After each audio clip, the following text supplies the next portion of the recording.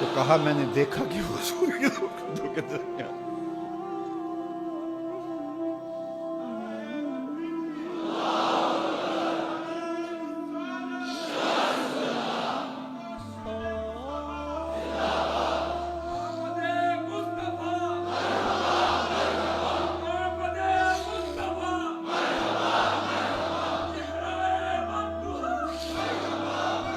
شب ہجر کی میری خوش قسمتی کہ میں حضور کا امت ہوں، ساری زندگی اس کا شکریہ ادا کرتا رہوں تو حق شکر ادا۔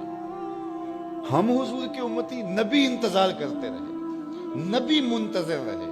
حضرت خلیل اللہ کی بارگاہ میں پکار رہے ہیں، ربنا وابعث فیہم رسولا، مالک رسول بھیج دے۔ وہ کہتا ہے لیسا بفظ ولا بغلظ، وہ ترشرو نہیں ہوگا، سخت مزاج نہیں ہوگا، ماتھے پہ شکنے لانے والا نہیں ہوگا، وہ پیار بانٹنے والا ہوگا۔ بس وہ آیا چاہ رہا ہے۔ حضرت عیسیٰ نے تو نام بھی بتا دیا نا، مبشرم برسول یاتی من بعد اسمہ احمد۔ لوگوں میں جا رہا ہوں، چلو نام بھی بتا دیتا ہوں، میرے بعد جو آنے والا اس کا نام احمد ہوگا۔ نبی انتظار کرتے رہے، 12 نبیوں نے انتظار کیا حضور کی امت میں ہونے کے لیے، تمنا کی۔ نستورہ راہب انتظار کرتا رہا، بحیرہ راہب انتظار کرتا رہا۔ شب ہجر کی سختیاں کوئی اس سے جا کے پوچھے، تیری راہ تکتے تکتے جسے صبح ہو گئی۔ زندگیاں گزار دی انہوں نے۔ سلمان فارسی کی کہانی سن لو، مجوسی کے بیٹے تھے، حق کی طلب میں نکلے، باپ نے گھر سے نکال دیا، ایک پادری کے پاس جا کے رکے، زندگی بھر اس کی نوکری کی۔ جب اس کا آخری وقت آیا، اس نے کہا میری تدفین کے بعد غموریا چلے جانا، وہاں کا پادری خدا رسیدہ ہے، تجھے اس سے کچھ مل جائے گا۔ کہتے میں وہاں سے غموریا آ گیا، پھر اس پادری کی ساری زندگی خدمت کی۔ جب وہ مرنے لگا تو اس نے کہا کوئی ایسا شخص نہیں ہے جس کے پاس اب میں تجھے بھیجوں، لیکن نبی آخر الزمان کے ظہور کے لمحے آ گئے۔ تو یہاں سے یثرب چلا جا، وہ اس نبی کی ہجرت گاہ ہوگی، تیری زندگی سنور جائے گی، تو نے بڑی محنت کی ہے، بڑی نوکری کی ہے میری۔ کہتے میں نے اس کو کہا کہیں ایسا نہ ہو میں دھوکہ کھا جو مجھے کوئی نشانی بتا۔ اس نے کہا 3 نشانیاں، ایک صدقہ نہیں لے گا، دوسرا ہدیہ رد نہیں کرے گا، تیسرا 2 کندھوں کے درمیان مہر نبوت ہو۔ کہتے ہیں میں نے اس کی تدفین کی، یثرب کی جانب جاتے ہوئے ایک قافلے میں شامل ہو گیا، انہوں نے مجھے پکڑ کے اپنا غلام بنا لیا، لیکن میرے پہ مہربانی یہ کی کہ مجھے بیچا جا کے مدینے میں۔ ایک یہودی نے مجھے خرید لیا، میں اس کے باغ میں گوڈی کرتا تھا، کام کرتا تھا، کھجوریں توڑتا تھا، لیکن میں انتظار میں تھا کہ کبھی وہ نبی آخر الزمان آئے تو مجھے دید ہو، کبھی عرش پر، کبھی فرش پر، کبھی ان کے در، کبھی در بدر۔ غم عاشقی تیرا شکریہ، میں کہاں کہاں سے گزر گیا۔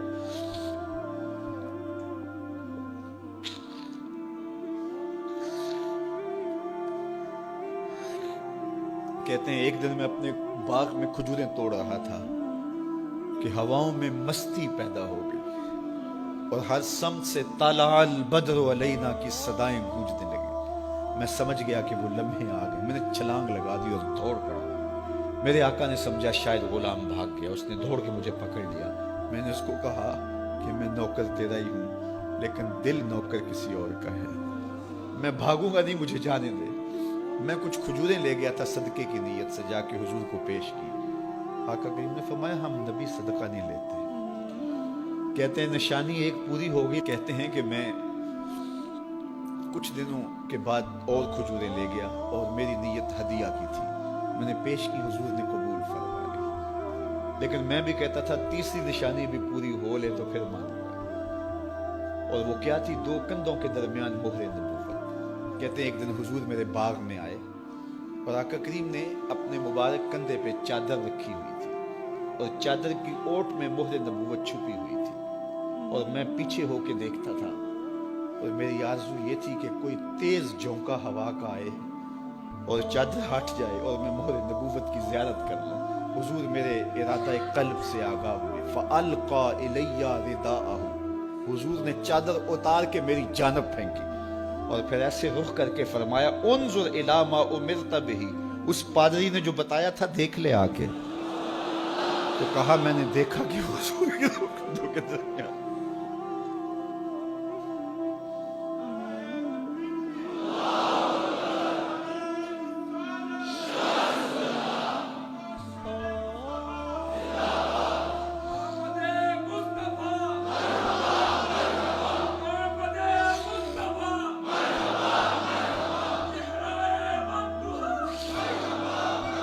شب ہجر کی سختیاں کوئی اس سے جا کے پوچھے، تیری راہ تکتے تکتے جسے صبح ہو گئے۔ ہم نے تو کوئی انتظار نہیں کیا نا، ہم نے تو کوئی دکھ نہیں سہا، ہم سوئے تھے مقدر جاگ اٹھے۔ ہمارے والد مسجد سے مولوی صاحب کو بلا لائے، انہوں نے کان میں آ کے کہا مبارک ہو تو حضور کا نوکر بن کے آ رہا۔ میرے والد گرامی ایک شعر جھوم کے پڑھا کرتے تھے، محمد جانے جانا ہے، پیغمبر ہو تو ایسا ہو، رسولوں کی بشارت سے مبشر ہو تو ایسا ہو، امر توقیر کا سب کو موکر ہو تو ایسا ہو، کیا ہم کو غلام ان کا مقدر ہو تو ایسا ہو۔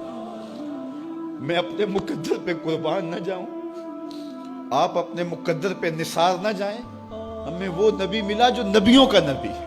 بنو سعد کے مقدر بھی جاگ اٹھے، اللہ اکبر، کیا وہ خوش نصیب وادیاں تھیں، کیا وہ خوش بخت پہاڑ تھے بنو سعد کے، جہاں حضور نے زندگی کے ابتدائی سال گزارے۔ اللہ اکبر۔ حضرت حلیمہ سعدیہ کہتی ہیں جب میں حضور کو گھر لے گئی تو میرے گھر میں روشنیاں آ گئیں۔ باقاعدہ عورتوں نے کہا حلیمہ تو اتنی امیر ہو گئی ہے رات کو بھی دیا نہیں بجھاتی۔ بڑے امیر کبیر گھرانوں میں بھی رات کو لوگ دیا بجھا دیا کرتے ہیں، لیکن تو اتنی ہی امیر ہو گئی ہے کہ رات کو بھی تیرے گھر کا دیا نہیں بجھتا۔ تو حلیمہ سعدیہ نے کہا آؤ میں تمہیں بتاؤں میرے گھر میں دیا کون سا روشن۔ باقاعدہ ہم جولیوں کو بلایا، پالنے میں حضور تھے، اشارہ کر کے کہا ما کننا نحتاج الی السراج من یوم اخذناہ، جب سے یہ پیارا گھر آیا ہے میں نے سارے دیے توڑ دیے، دیے کی ضرورت نہ مشعل کی حاجت، عجب روشنی تو نے پائی حلیمہ، بڑی تو نے توقیر پائی حلیمہ، بنی تو محمد کی دائی حلیمہ۔ کہا ما کننا نحتاج الی السراج من یوم اخذناہ، جب سے یہ پیارا گھر میں آیا ہے میں نے سارے دیے توڑ دیے۔ جہاں روشنی چاہیے ہوتی ہے حضور کو اٹھا کے اس کمرے میں لے جاتے ہیں، وہاں انوار پھیل جاتے ہیں، روشنیاں پھیل جاتی ہیں، کیسے اجالے پھیلے، کیسی روشنیاں پھیلیں۔ حلیمہ دا چھپر کھجوری دے تھلے، حوراں وچھالے نوری مسلے، فرش تو عرش تک پہ گئی دہائی، حلیمہ نے لٹ لئی خدا دی خدائی۔ اللہ اکبر۔ وہ سارا دن تو صحراؤں میں گھوم لیتی تھی، اسے جب بھوک لگتی تھی لبوں کو چوم لیتی تھی۔ بخت جاگے حلیمہ سعدیہ کے حضور ان کے گھر آئے۔ اللہ اکبر۔ جدھر سے گزرتے گئے نور پھیلتا گیا، انوار پھیلتے گئے۔